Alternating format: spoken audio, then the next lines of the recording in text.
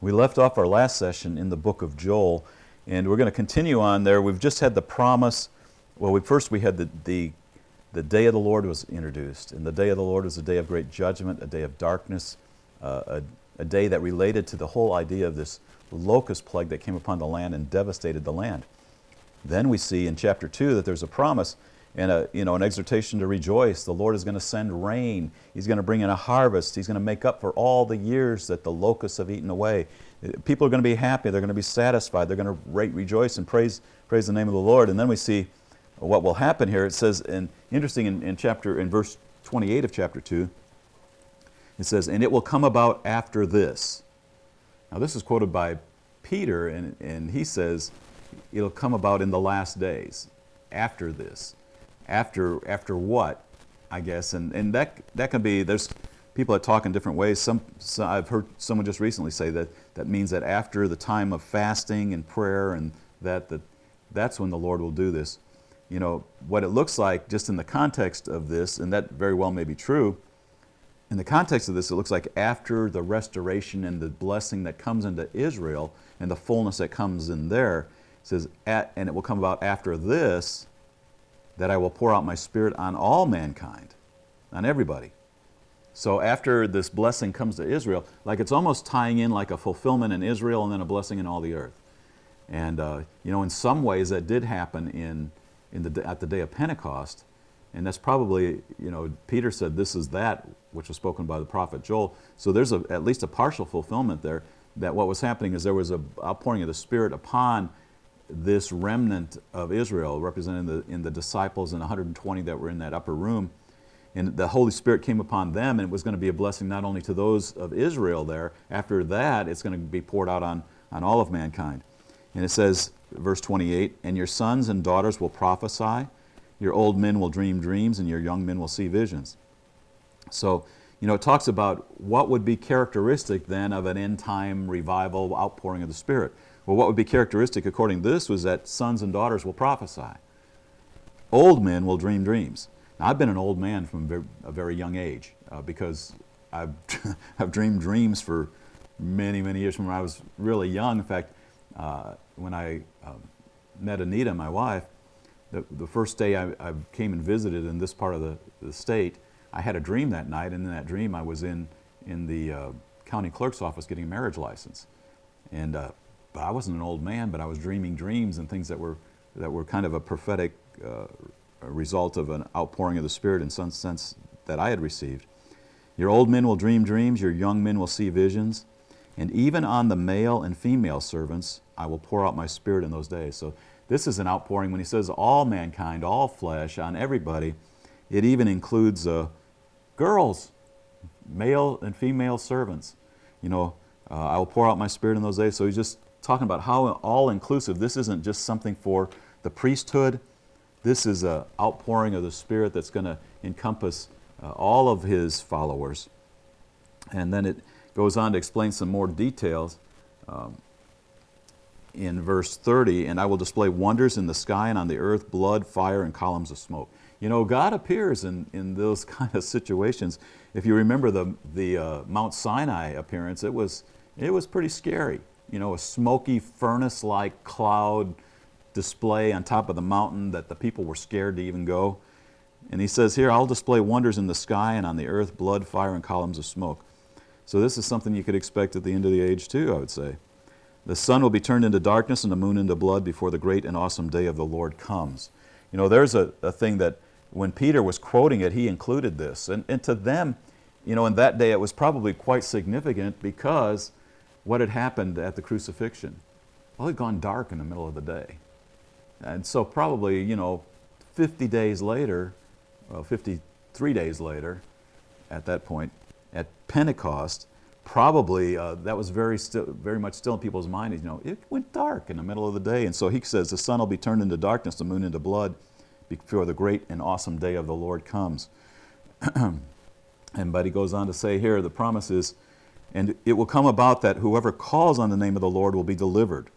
For on Mount Zion and in Jerusalem there will be those who escape, and as the Lord has said, even among the survivors whom the Lord calls." So here's a kind of a picture, right here of really how are we saved? How are we delivered? And here it's those who call upon the name of the Lord. It's not those who have done everything just right all of their lives, because they ain't none of those. There's nobody like that.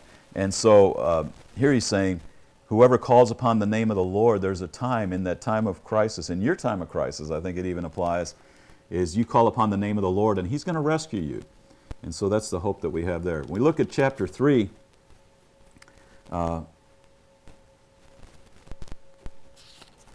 in chapter 3, it says, for behold, in those days, and at that time, verse 1, when I restore the fortunes of Judah and Jerusalem, I will gather all the nations and bring them down to the valley of Jehoshaphat. Then I will enter into judgment with them there on behalf of my people and my inheritance Israel, whom they have scattered among the nations and who have divided up my land. This is a very important passage here when it says, sorry, we kind of lost my notes here, but it says here that in those days, in these days of this restoration, this outpouring, in these last days after this, that time that's after this, or Peter said in the last days, it says, I will restore the fortunes of Judah and Jerusalem. Now, so much of the prophets are talking about their destruction, but he says there's a time of restoration. I will gather all the nations and bring them down to the valley of Jehoshaphat. Then I will enter into judgment with them there. So he's talking about those nations that have come against Israel will finally be judged themselves. They've been used as instruments in God's hands to bring judgment and affliction to a disobedient people, but they're going to be judged too. It says, then I will enter into judgment with them there on behalf of my people and my inheritance Israel, whom they have scattered among the nations, and they have divided up my land.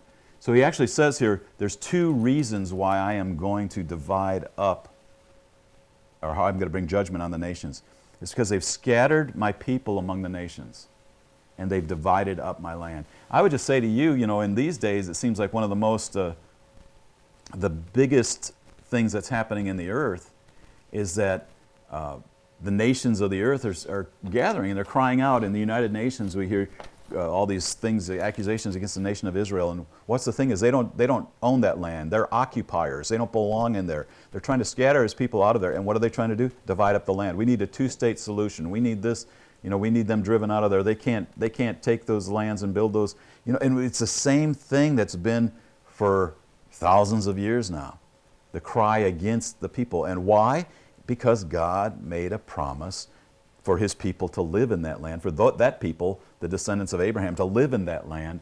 And for him to fulfill that promise would show that he's truly God of all the earth, and he can do what he said he'd do. In chapter 3, verse 10, it says, beat your plowshares into swords and your pruning hooks into spears. Let the weak say, I'm a mighty man. Hasten and come, all of you surrounding nations, and gather yourselves there. Bring down, O Lord, thy mighty ones. Let the nations be aroused and come up to the valley of Jehoshaphat, for there I will sit to judge all the surrounding nations. That's a key in this passage, and again in Zechariah, where he says the judgment particularly is coming against the surrounding nations of Israel. Well, those are the ones, like even in our day, that are still so given to the point of wanting to drive them into the sea, to want to take their land away from them and say they don't belong in that land. But it says in verse 13 of chapter 3, put in the sickle, for the harvest is ripe. Come, tread, for the winepress is full. The vats overflow, for their wickedness is great. And then there's this verse, multitudes, multitudes, the valley of decision. For the day of the Lord is near in the valley of decision. The sun and moon grow dark. Once we see that. And the stars lose their brightness.